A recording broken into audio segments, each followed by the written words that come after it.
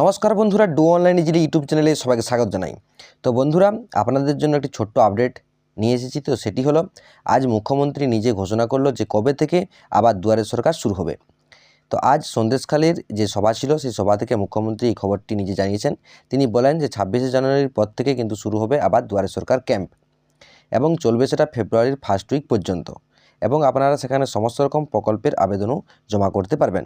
তো সরাসরি শুনুন মুখ্যমন্ত্রী কি জানালো সন্দেশখালীর সভা থেকে। বলতে যাই, আমার অনেক সময় লাগবে।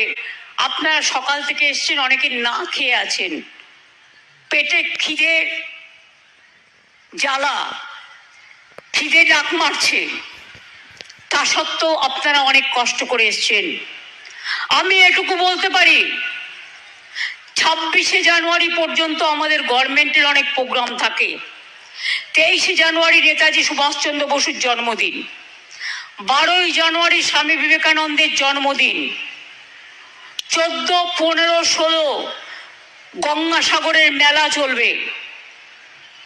তারপরে সেই মানুষগুলো ফিরে যাবে 16, 17, 18, 23 তারিখের মধ্যে এসে যাবে নেতাজি সুভাষচন্দ্র বসুর জন্মদিন। 26 তারিখে এসে যাবে প্রজাতন্ত্র দিবস।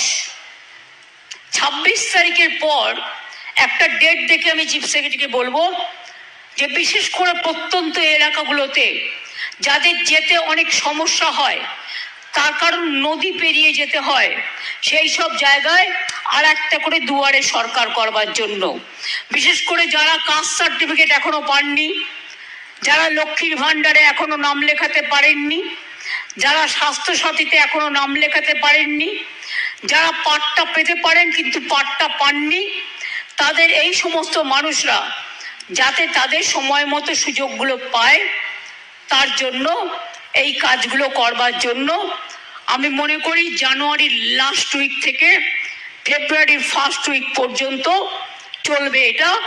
কারণ ফেব্রুয়ারিতে আবার মাধ্যমিক পরীক্ষা শুরু হয়ে যাবে। মাধ্যমিকের ছাত্রছাত্রীদের জন্য আমার রইল অনেক শুভেচ্ছা, অভিনন্দন। খুব ভালো করে পড়াশোনা করতে হবে।